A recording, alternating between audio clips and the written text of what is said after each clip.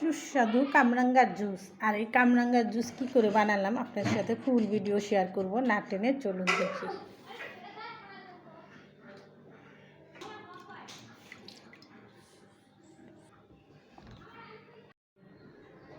তাজা টসটসা কামরাঙ্গা আজকে বানাবো কামরাঙ্গার জুস। আর কামরাঙ্গার জুস বানানোর জন্য দেখেন আমি একটা রসের টসটসা কামরাঙ্গা নিয়েছি।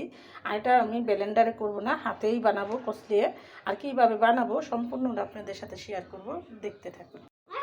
এগুলো এখানে আমি কুচাই নিয়ে নিচ্ছি। দেখেন হাজারো তারার মেলা স্টার, দেখেন কত সুন্দর লাগে স্টারের মতো। আর এই কামরাঙ্গাগুলো অনেক মিষ্টি, প্রচুর মিষ্টি। আমি এগুলো কষলাইয়া জুস বানাবো।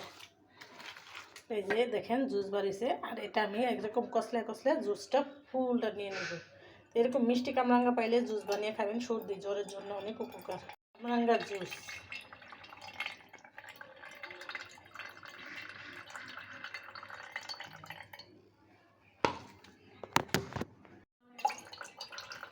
কামরাঙ্গার জুস কিন্তু সর্দি জ্বরের জন্য অনেক উপকার।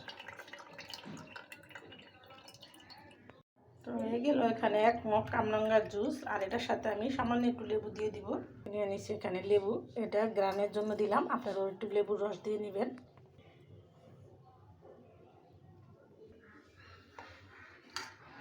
এটা আমি পরিবেশন করব। রসগুলো আমি এখানে পরিবেশন করার জন্য 4টে গ্লাস নিয়ে নিয়েছি।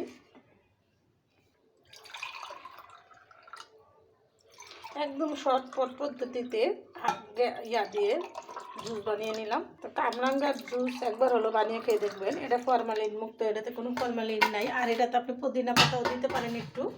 আর এটা মিষ্টির জন্য আমি চিনিও দিলাম না, পুদিনা পাতাও দিলাম না, এইভাবেই বানালাম। একদম ন্যাচারাল, কোনো মেডিসিন নেই। ঘরোয়া পদ্ধতিতে আপনারাও এরকম করে বানিয়ে খাবেন। আর নতুন নতুন ভিডিও পেতে সাথেই থাকবেন। তো ভিডিওটা আর বড় না করে আমি এখানে রেখে দিলাম। আসসালামু আলাইকুম।